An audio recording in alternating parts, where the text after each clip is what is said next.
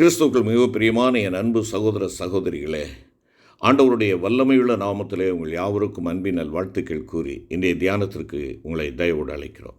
இன்றைய தியான பகுதி நாளாகமத்தின் 1 புஸ்தகம் 29 அதிகாரம் 10 முதல் 18 வசனங்கள். 1 நாளாகமம் 29 10 முதல் 18. தியான வசனம் 11 வசனம். 1 நாளாகமம் 29 11. கர்த்தாவே, மாட்சிமையும் வல்லமையும் மகிமையும் ஜெயமும் மகத்துவமும் உம்முடையவைகள். வானத்திலும் பூமியிலும் உள்ளவைகள் எல்லாம் உம்முடையவைகள். கர்த்தாவே, ராஜ்யமும் உம்முடையது. தேவரீர் எல்லாருக்கும் தலைவராய் உயர்ந்திருக்கிறீர். எல்லாருக்கும் தலைவராய் உயர்ந்திருக்கிறீர். சர்வ வல்லமையுள்ள தேவனுடைய மகிமையை தாவீது இந்த ஸ்தோத்திர ஜெபத்திலே சொல்லுகிறதை பார்க்கலாம். மனிதன் தன்னை பற்றி அளவுக்கு அதிகமாக எண்ணிக்கொள்ளுகிறான். இந்த பூமியும் அதில் உள்ளவையும் தன்னுடையவை என்று நம்பி இருக்கிறான். இந்த பூமிக்கான காரியங்களுக்காக ஓடி ஓடி உழைத்து கொண்டு அவன் ஏனைய காரியங்களை மறந்தவனாக இருக்கிறான். வானில் உள்ளவைகளை கூட, அதாவது விண்ணில் உள்ளவை கூட தன்னுடையவை என்று அவன் உரிமை பாராட்டும் பாவனையாக விண்ணோக்கி பறக்க துவங்கி, இனி செவ்வாய் கிரகம் யாருக்குரியது, சந்திரன் யாருக்குரியது என்று போட்டி போடக்கூடிய நிலையிலே வந்துவிட்டான். தான் படைப்பின் ஒரு வெகு சிறிய பகுதிதான் என்பதை அவன் கடுகளவேனும் சிந்திப்பதில்லை.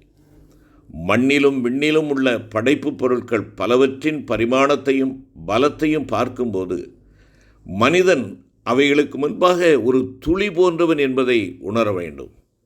ஆனாலும் தேவன் மனிதனை தேவதூதரிலும் சற்று சிறியவனாக்கி மகிமையினாலும் கனத்தினாலும் அவனை முடிசூட்டி படைப்பின் மேல் அவனுக்கு ஆளுகை தந்து சகலத்தையும் அவன் பாதங்களுக்கு கீழ்ப்படுத்தினார்.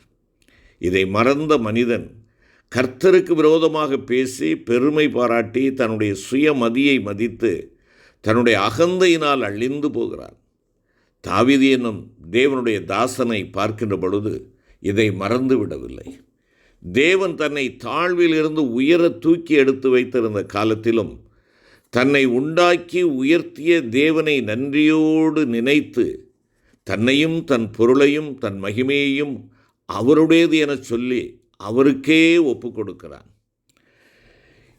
ஏன் அவன் மட்டும் என்ன, அவன் குடிமக்களும் அவனுக்கு இணங்கி கர்த்தருக்கு ஆலயத்தை கட்ட மனப்பூர்வமாய் கொடுத்தார்கள். உத்தம இருதயத்தோடே உற்சாகமாய் கர்த்தருக்கு கொடுத்தார்கள். தாவீது ராஜாவும் மிகவும் சந்தோஷப்பட்டான் என்று சொல்லி வேதம் சொல்லுகிறது.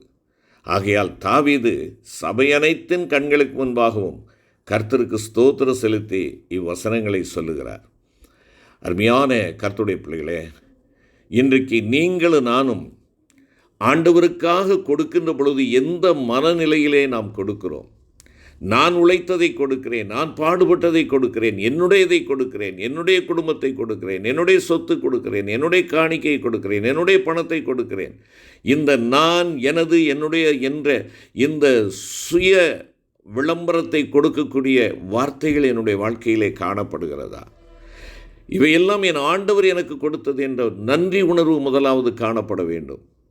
ஒருவேளை நான் தானே பாடுபட்டேன், ஆனால் நீ பாடுபடுவதற்கு வேண்டிய பலத்தையும் சத்துவத்தையும் சரீர வலிமையும் உனக்கு கொடுத்தது யார்? தேவன் அல்லவா? அவருடைய வல்லமை பெரிதல்லவா? பிரியமான கர்த்தருடைய பிள்ளைகளே, நம்முடைய ஆராதனைகளில் கூட காணிக்கை படைக்கும்போது நாம் ஏறெடுக்கும் ஜெபத்திலே உம்முடைய கரத்திலே வாங்கி உமக்கே கொடுக்கிறோம் என்பதாக நாம் சொல்லுகிறோம். ஆகவே தாவீதை போல நீங்களும் நானும் எல்லாம் கர்த்தருடையது என்று ஒப்புக்கொள்ள வேண்டியவர்களாக இருக்கிறோம். நீங்கள் அனுபவிக்கிற எந்த ஆசீர்வாதங்களாக இருந்தாலும் சரிதான், நீங்கள் வாழுகின்ற எந்த வாழ்க்கையாக இருந்தாலும் சரிதான், மேன்மைக்குரிய எல்லா நிலைகளாக இருந்தாலும் சரிதான், அத்தனையும் உங்கள் தேவனுடைய கரத்தினால் உங்களுக்கு கொடுக்கப்பட்டது என்பதை மறந்து போகாதீர்கள். வேதம் சொல்லுகிறது, உள்ளவை எல்லாம் அவருடையவை. வானத்திலும் பூமியிலும் உண்டாக்கப்பட்டிருப்பவை யாவும் கர்த்தருடையவை. சமுத்திரமும் அவருடையது, அவரே அதை உண்டாக்கினார். பர்வதங்களின் உயரங்களும் அவருடையவைகள். அவருடையவைகளை மனிதன் தன்னுடையவை என்று எண்ணி இருப்பது தவறு. மெய்தான், ஆண்டவர் தம்முடைய பிள்ளைகளாகிய நமக்கு இவை எல்லாவற்றையும் ஆளவும் அனுபவிக்கவும் அதிகாரம் தந்திருக்கிறார்.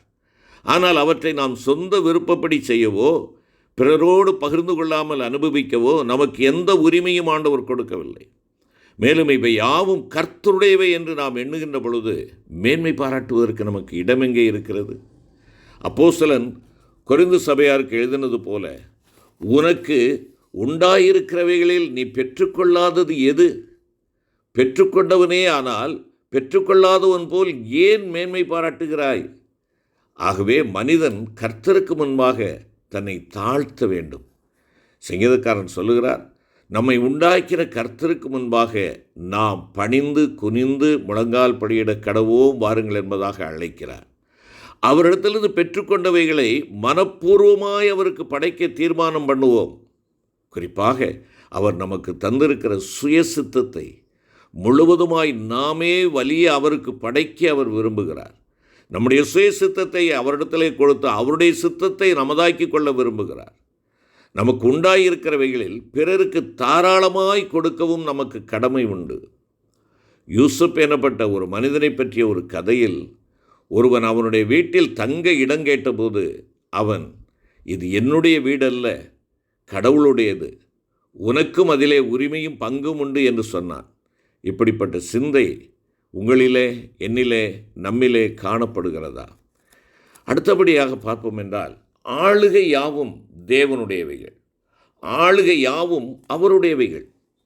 விண்ணிலும் மண்ணிலும் படைப்பு பொருட்கள் யாவும் அவர் திட்டமிட்டபடியே இயங்குகின்றன. அவர் சொல்ல ஆகும், அவர் கட்டளையிட நிற்கும். நட்சத்திரங்களையும் பேரிட்டு அழைக்கிறார். சமுத்திரம் அவர் கண்டிதத்தால் விலகியோடி அவர் ஏற்படுத்தின இடத்தில் சென்றது. கடவாதிருக்கும் எல்லையை கடலுக்கு ஏற்படுத்தினார். அதன் மும்முரத்தை அடக்குகிறார். காற்றையும் கொந்தளிப்பையும் அதட்டுகிறார். அவைகளும் அவருக்கு கீழ்ப்படுகின்றன. மனித வரலாற்றிலும் அவர் தொடர்ந்து செயலாற்றி கொண்டே வருகிறார். ஜாதிகள் கொந்தளித்து ஜனங்கள் விருதா காரியத்தை சிந்திப்பானேன். அருமையான கர்த்தருடைய பிள்ளைகளே, அப்படி சிந்திக்கின்ற பொழுது பரலோகத்தில் வீற்றிருக்கிறவர் நம்மை பார்த்து நகைப்பார். ஆண்டவர் நம்மை இகழுவார். குயக்கலத்தை போல நம்மை உடைத்து போடுவார். உன்னதமானவர் மனுஷருடைய ராட்சியத்தில் ஆளுகை செய்து தமக்கு சித்தமாயிருக்கிறவனுக்கு அதை கொடுக்கிறார் என்று மகா வல்லமையுள்ள நேபுகாத்நேச்சார் தன்னுடைய அறிக்கையை சாட்சியாக அறிக்கையிடுகிறார். எனவே சமூக ஆளுகையிலும் நாடுகளின் வரலாற்றிலும் ஆண்டவருடைய பிள்ளைகளாகிய நாம் அவருடைய திவ்ய நடத்துதலை உணர்ந்து அதற்கு முற்றிலும் அடங்கியிருக்க வேண்டியது நம் ஒவ்வொருடைய தலையாய கடமை என்பதை உணர்ந்து கொள்ள வேண்டும். அவருடைய ஆளுகை தலைமுறை தலைமுறையாக உள்ளது. அவருடைய கர்த்தத்துவத்தின் பெருக்கத்திற்கு முடிவில்லை. கர்த்தர் வீட்டை கட்டாராகில் அதை கட்டுகிறவர்களின் பிரயாசம் விருதா என்று நாம் பார்க்கிறோம். எனக்கு அன்பான சகோதரனே, சகோதரியே, ஆண்டவருடைய திட்டப்படி இல்லாமல் மனித திட்டங்கள் யாவும் மெய்யான நிலையான நீதியையும் சமாதானத்தையும் நமக்குள்ளாக நிலைநிறுத்த முடியாது. நம்முடைய உள்ளங்களில் அவர் ஆளுகையை ஏற்றுக்கொள்ள வேண்டும். நம்முடைய இல்லங்களில் அவருடைய ஆளுகை இருக்கிறதா?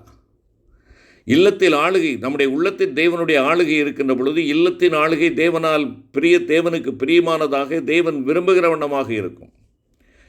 ஆண்டவரே, இயேசுவே இந்த இல்லத்தின் தலைவர் என்று சொல்லுகிற நாம், நம்முடைய வீட்டிலே சண்டை சச்சரவுகள் ஏன் ஏராளம் வருகிறது?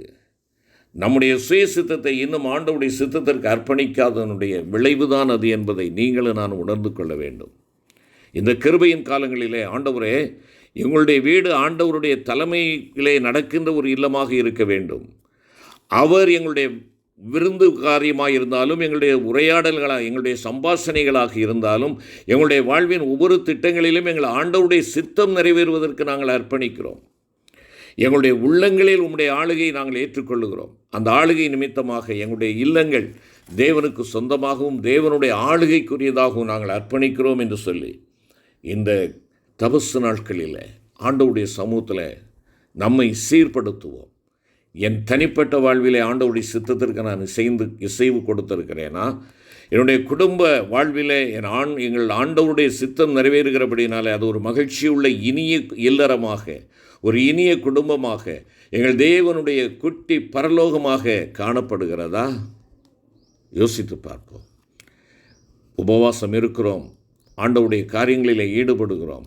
வீட்டிற்கு சென்றவுடனே என்னுடைய மனநிலை, என்னுடைய வாயின் வார்த்தைகள், என்னுடைய செயல்பாடுகள் எவ்விதமாக இருக்கிறது? தேவனுக்கு உகந்ததாக, தேவனுடைய சித்தத்தை நிறைவேற்றுகிறதாக இருக்கிறதா? அடுத்தபடியாக பார்ப்போம் என்றால், மகிமை அவருடையது. மகிமை அவருடையது. ஆம், தேவன் ஒருவரே மகிமைக்கு பாத்திரர். அவர் எல்லா தேவர்களுக்கு மேலாக உயர்ந்தவர். என் மகிமையை வேறொருவருக்கும் கொடேன் என்று கர்த்தர் சொல்லுகிறார். அடிக்கப்பட்ட ஆட்டுக்குட்டியானவர் வல்லமையையும் ஐஸ்வர்யத்தையும் ஞானத்தையும் பலத்தையும் ஸ்தோத்திரத்தையும் பெற்றுக்கொள்ள பாத்திரமாய் இருக்கிறார் என்று வேதம் சொல்கிறது. மனிதன் ஒருவேளை பெரிய செயல்களை நடத்தினாலும் கூட அதனால் ஏற்படும் மகிமை ஆண்டவருக்குரியதாக இருக்க வேண்டும். தேவதூதரும் ஓயாமல் அவரை புகழ்ந்து பாடிக்கொண்டிருக்க, அற்ப மனிதன் தனக்கென்று மகிமையையும் துதியையும் நாடி தேடுவது கர்த்தருக்கு விரோதமான பாவமாகும். ஆதி தூதன் பெருமை பாராட்டி விழுந்து போனானே, கர்த்தருக்கு மகிமையை செலுத்தாததால் ஏரோது புழுபுழுத்து செத்தானே. ஆகவே தேவனுடைய பிள்ளைகளே, மனிதனை மனிதன் புகழ்ந்து மகிமைப்படுத்தாமல் எல்லாவற்றையும் நமக்கு தந்திருக்கிற ஆண்டவருக்கே எல்லா மகிமையும் துதியும் செலுத்துவோம். எங்கள் அன்பின் ஆண்டவரே, எங்களை சமூலமாக உம்முடைய பாதத்திலே படைக்கிறோம் அப்பா. மாட்சிமையும் வல்லமையும் மகிமையும் ஜெயமும் மகத்துவமும் உம்முடையவைகள். உம்முடைய கரத்திலே வாங்கியிருக்கிற அனைத்து நன்மைகளையும் உமக்கே நாங்கள் அர்ப்பணிக்கிறோம். என்னையும் எங்களையும் உமக்கு கொடுக்கிறோம் என்று சொல்லி இந்த வேளையிலே நாங்கள் ஒப்புக் கொடுக்கிறோம் அப்பா. தயவாய் எங்களோடு நீர் இடைவிடும், எங்களை வழி நடத்தும். எங்கள் ஆண்டவர் இயேசு கிறிஸ்து மூலம் வேண்டிக் கொள்கிறோம் நல்ல பிதாவே. ஆமென்.